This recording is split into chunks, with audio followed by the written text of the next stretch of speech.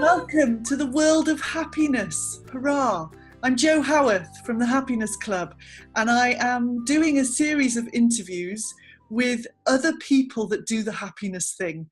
And some of these people are based in the UK and some of them are from around the world. So I've got some real treats in store for you. Today, I'm properly excited because the beautiful Katie Sheen from Soul Nutrition is joining me. Hello, Katie. How are you? Hi, Jo. I'm good. How are you? I'm good too, thanks. So I'm just going to chat to Katie a bit about what she does, why she does it, and all of that stuff. So Katie, explain a bit more about what you do, please. Well, I teach mindfulness and mindful eating in a nutshell. So I run lots of classes in the local area. I do mindfulness meditation. I do a really interesting one called mindful living. I really like that. So that's more chat-based. Because mindfulness, of course, isn't, as you know, it's not just about meditation, it's about taking it into the whole of life. And so that's a really interesting class that I run.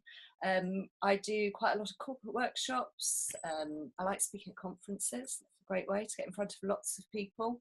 So yeah, all sorts of different things. So that's a massive range of things. I mean, obviously all mindfulness related, but Yeah.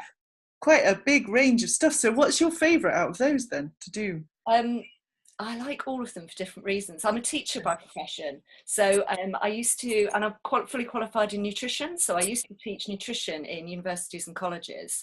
And then I only ever practiced mindfulness for my own benefit. I discovered it about 16, 17 years ago. And then gradually people started asking me about it and I started teaching it.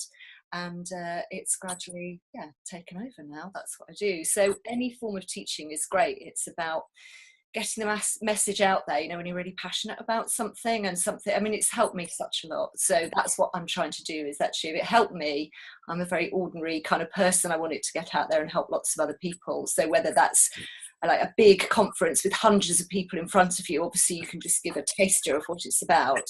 But then small group is just wonderful, because then you really get to work with people on a much more intimate level and see them grow and flourish and change. And that's fab too. So I like all of it.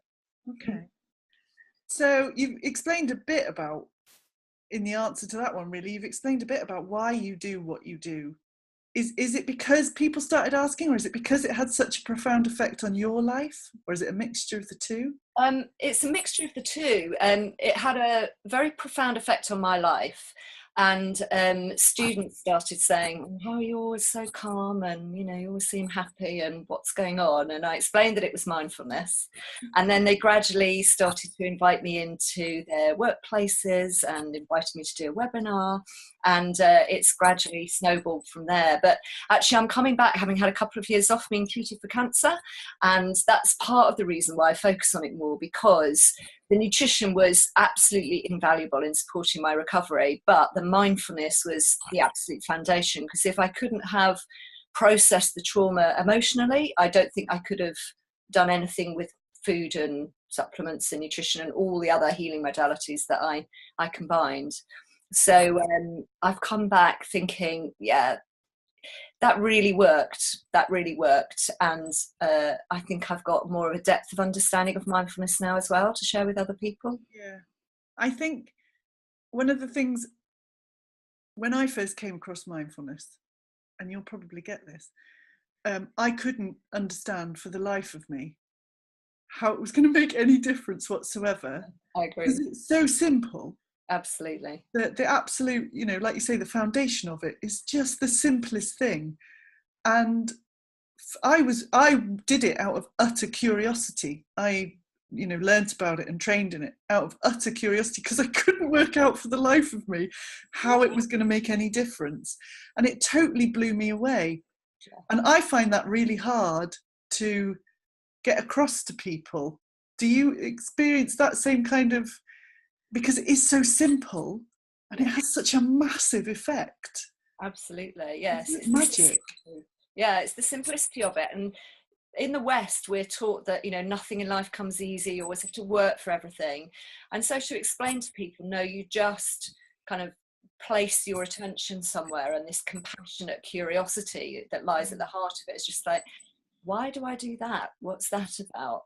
And to have that focus, then things start to change. And that's very counterintuitive for us. But the other thing for me, I guess one of the reasons why I'm so passionate about teaching it is because quite often mindfulness is presented in the media as just being something like a relaxation technique. And that just totally underestimates what it's all about. So yes, obviously, as you know, it's about calming you down. But yeah, you know, you probably agree with me here, but the calmer that I am, the more clearly I can see things and I think straight, and therefore I get the insight that I need in order to do things differently. So it's about, yes, it's about quieting down, but it's about clarity, insight, transformation. It's an incredibly healing thing to be doing and sharing with other people. And I love the way that it makes you more aware of all the perceptions and beliefs and all those habit energies that just drive your life. You know, you just respond in the same way each time, you think along the same lines, and it's not until you notice that, until you become mindful of it, you think, I can't believe I think that, what is wrong with me? And then of course, you know, this is where you get the compassionate side of it. You know, you can learn to smile at yourself more, and by smiling the stress drops, it makes it easier to change, and it's very gentle, very clever, as you say, very powerful, isn't it? It is hugely powerful, hugely. It's absolutely key, I think, to a happy life. Definitely. I wanted to interview you. So you just talked about smiling then. So yeah, tell me, what puts the biggest smile on your face in terms of your work first, and then in terms of your life in general? Wow, big questions. Work, it's definitely seeing people as you explain things. You can see in their face, they suddenly go, oh, I just never thought about it like that before. That's amazing. And that moment is just magical. And when they come back and they can't wait to tell you how things have changed for them, and they're full of questions and what more, it's just, I can't explain. It just makes me feel amazing to see them become happy and blossom, and because it builds their self-esteem and their self-confidence, and it's just great, really great. Inner strength, building inner strength in other people is fabulous. Yeah. So how about in life in general? What puts that smile on your face personally? Oh, so many different things. Family and friends, obviously, and like I explained, connecting with lots of different people. I think connection is something really foundational for a happy life, is feeling connected, and that's also to nature as well. So today it was really blustery and showery and quite weather that kind of woke you up. It was fantastic. And there was a moment when I walked out, I was teaching a 6-week mindfulness course this morning, and walked out of the venue, and just this really caught you, and it was so fresh. It was just like, wow, this is amazing. It makes me feel really alive. So that's connecting in a different way, I guess, isn't it? Absolutely. But that's it, isn't it? It's about noticing that stuff and not just sort of thinking, oh, it's really windy. Yeah, it's about actually noticing the power of it and the way it makes you feel, and contact of it on your skin and all of that. It's about totally paying attention, isn't it? I love it. It is. Awesome. Okay, so could you give us, and I know you've probably got about 1 million top tips, but could you give us your one top tip for a happy, mindful life? What would your absolute number one be? Well, it has to be, this is such a difficult question, Jo. It has to be it's fine. Coming back to the present moment, but by that, what I mean is noticing what's going on for you. Like the example I just gave of, you know, I just taught a class, which was wonderful and great people and all gone well and so on. But then I was thinking about, oh, I'm quite hungry. What should I get for lunch? You know, and your mind starts getting caught up. But then to come out and actually notice the weather and notice how I'm feeling, like touch that moment of joy. Because the minute that you notice those moments where you spontaneously feel, oh, this is great, you notice them and then they get bigger. And so you've got this immediate access to happiness. And when I first heard about that, about touching happiness, and you can, you know, just bring up happiness in the present moment, I thought it just sounded weird and a bit rubbish. I didn't really believe it. So that is that would be my top tip, is notice what's around you. And also notice that flicker of, oh, this is nice. You know, the sun comes out or somebody smiles at you, and you actually notice this is happiness. And therefore it gets bigger. And then obviously you notice the things that make you bigger. Oh, I'm now into more top tips, but you notice those things. Okay. You see, I just sneaked in another one, didn't I?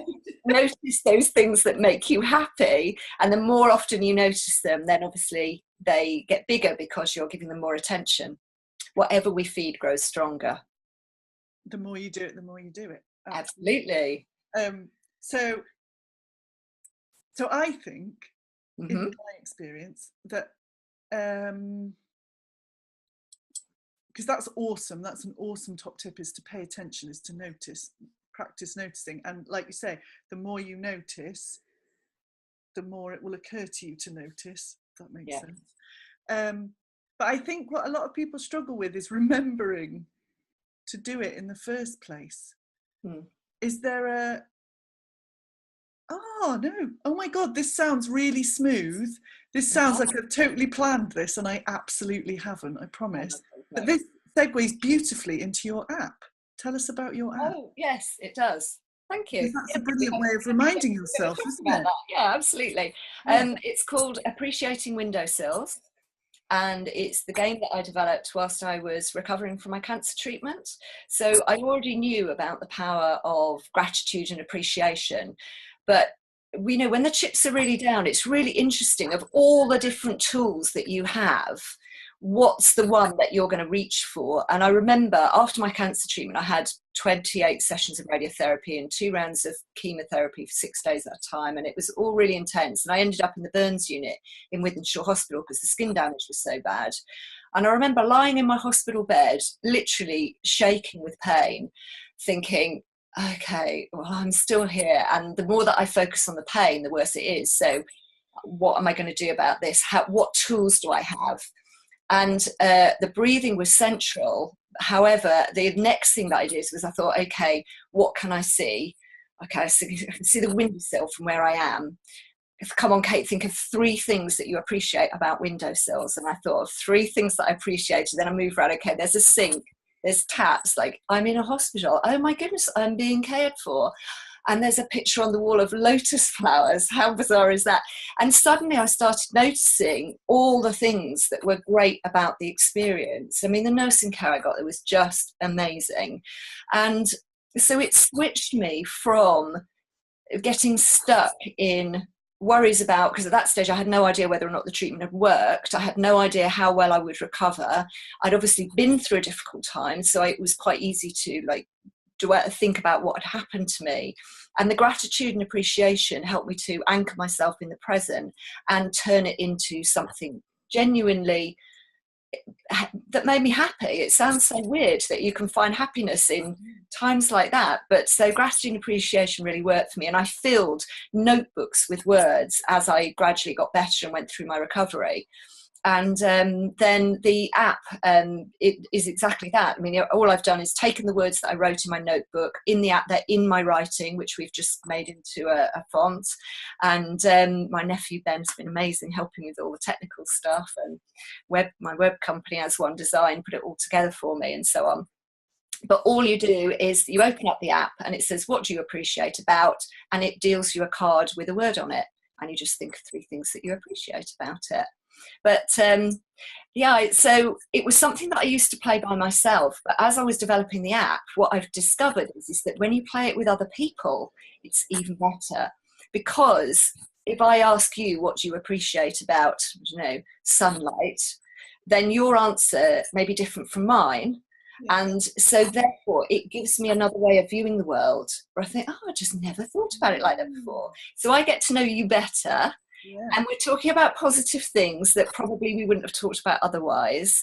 And it gives me something. So then I come out and the sunshine is there. I think, I appreciate this about it, but Joe appreciated that. And it's the whole connection thing again. You're coming back to this idea of connection to the world around you, to the people around you. And yeah, it's a very simple way to be happier. Awesome. Thank you. So now lastly, how can people find you? Where are you? How do they get hold of you? Oh, well, I'm very easy to find. I mean, on pretty much all the different types of social media, but it's Soul Nutrition, as in SOUL, the soul inside you, soulnutrition.org. And of course, my name is Katie Sheen, so you can search. But if you search on Appreciating Windowsills as well, which is the name of the app, again, you'll find me through that. Brilliant. Awesome. Thank you so much for joining me. Thank you so much for taking the time. And I'll see you soon.